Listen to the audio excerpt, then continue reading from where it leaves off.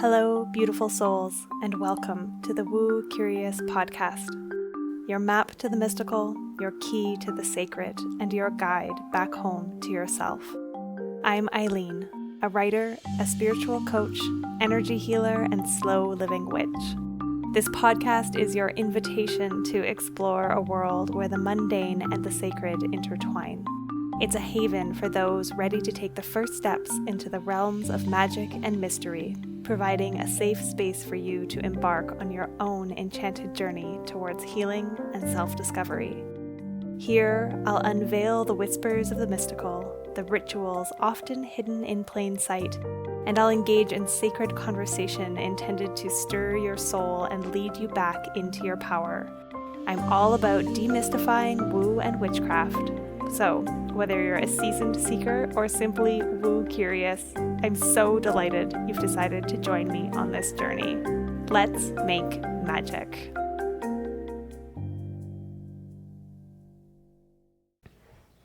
Hello, Woo crew, and welcome back to another episode of the Woo Curious podcast. I am your host, Eileen, and I'm here today with what I think will be quite a brief solo episode. I was sitting with the idea of what I should come to you with today, and I was overthinking it, as I so often do. But I was brushing my teeth this morning, and it came to me that, of course, I should speak about the thing that is most present on my mind these days, and that is the holiday season and the magic that they used to hold, and the ways in which that magic has faded or even been lost over the years. I've been talking a lot in my social media, with friends, with other podcast guests even, about my Restmas offering. If you have been here with me for a few years, you'll know that Restmas is something that comes around every year, beginning of December. It was my very first kind of real freebie offering, my first year in business before I was woo or out of the broom closet as a witch. I knew that slowing down was so important. I talked about burnout and hustle culture and the need to take more rest more often. And when the holidays came around, I knew I wanted to offer something that allowed women to enjoy what can be such a magical time of year and often doesn't feel that way for us. Maybe ever. I know that the holiday season can have a lot of baggage with it as well. And so if you're one of the people who's like, actually, I've always hated this time of year for various reasons, then my heart goes out to you. And I still think that you're going to find some ease and maybe some practices in this episode that will support you in creating magic where maybe it never existed. And for those of you who, like me, have a memory of this being a very magical time of year, but you feel like lately, you wake up on December 24th and you're like, holy shit, how is it already Christmas Eve? If you celebrate Christmas or whatever holidays you're celebrating around this time, you feel like everything goes by in a blur and you don't actually get a chance to enjoy any of it, then this episode is for you. And I want to start by offering a little bit of the simplicity of the magic. I was speaking to my dear friend Meg. You have heard me reference her before. She is Wise Moves with Meg. She's a somatic coach. She's a Pilates instructor, a movement-based somatic inquiry practitioner. She's incredible. And we were chatting live on Instagram the other day, and she asked me, about how we might be able to weave some more magic and stillness back into this really busy time. And it got me thinking about what it is about this time of year that feels so magical. And for me, it's always been the connection that happens with family, with friends, with community, the coming together that the holidays seem to elicit, right? So many of us to come together either with our families or our chosen families for a big holiday meal. for holiday parties leading up to it. Many of us take the time, or wish we did, or remember doing, taking the time to make cookies or other baking or goods, or even just writing cards to people that maybe we don't connect with all that frequently through the year. The generosity and the giving and the connection, the community have always been, for me, what lights me up about this time of year. One of my favorite, most magical memories, actually, there's a few, but one of the things I remember most fondly about Christmas as a child wasn't the presents, although that was certainly magical, but it was decorating the tree as a family and the way that tradition wove in. We had a very specific way of doing things. My dad and I would put the lights on the tree, and then my mom and my sister and I would decorate the tree. And then my dad and my mom would sit on the couch and I would turn off, run around the whole house, turning off every light in the house until only the Christmas tree was lit. And my sister and I would dance to the Nutcracker. Or Christmas morning, when my sister, she's significantly younger than me at the time. Anyway, she's 8 years younger than me. And so it doesn't feel so significant now, but it certainly did when we were young. And I remember, waking up, and we knew we weren't allowed to go downstairs before, I think it was 7 a.m. And when Emma was really little, she would get up sometimes at like 4 or 5 in the morning, and she would come into my bedroom, and we would snuggle under the covers, and we would chat and giggle. And for me, it's one of the times I remember connecting with her in the most authentic way. There wasn't any fighting. There wasn't some of the usual tensions that happen between sisters, siblings, especially when we're that far apart. For a long time, I didn't feel like we were that close because we simply had very little in common, being 8 years apart. But those Christmas mornings were so tender and so special.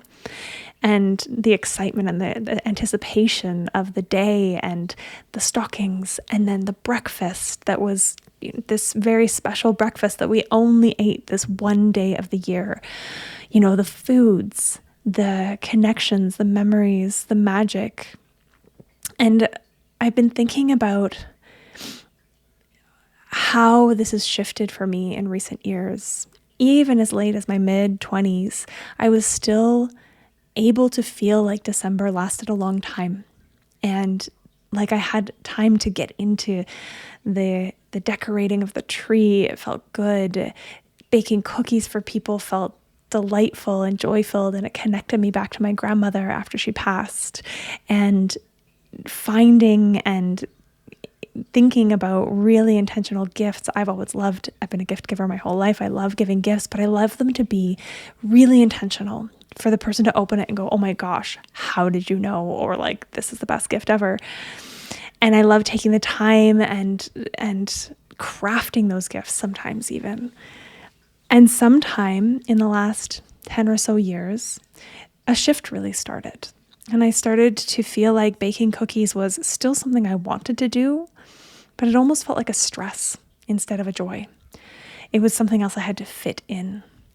Decorating the tree felt like a chore instead of the magical delight it had always been. Finding gifts, coming up with the gifts, felt just like this crazy burden on a very decision-fatigued brain already. And so when I started into my coaching journey, again, I was immersed in my year-long wild medicine energy healers training, but I wasn't open about that part of my journey yet. I wasn't offering healing. I wasn't talking about the woo or witchcraft. But I was recognizing this need and this deep desire to re-enchant the holidays for myself and to allow other women to find the magic and experience the magic, not just be responsible for creating the magic for other people. And the further I've gotten into this work, the deeper I've gone, I've recognized that a lot of that is just cultivating moments of stillness and appreciation and beauty, but it's also about, some boundaries, energetic boundaries, recognizing the necessity of creating space for ourselves to do those things that bring us deep pleasure and that connect us to others. It's also in such a large part about ritual, right? I speak about ritual all the time. I really think that it is kind of like the key, the secret way into a life that is filled again with meaning and magic and purpose. And it doesn't have to be complicated. And so I created Restmas 3 years ago now. This is going to be the 4th year I'm offering this. But this year it's changed. The first 3 years I ran it, it was coachy. It was valuable. It had some really lovely tools in there. A lot of them are going to come into this new iteration. But it was very kind of coachy. It didn't reflect doesn't reflect who I have become and how I offer guidance for people in the world today. And so, it used to be that you'd get an email every single day for 21 days.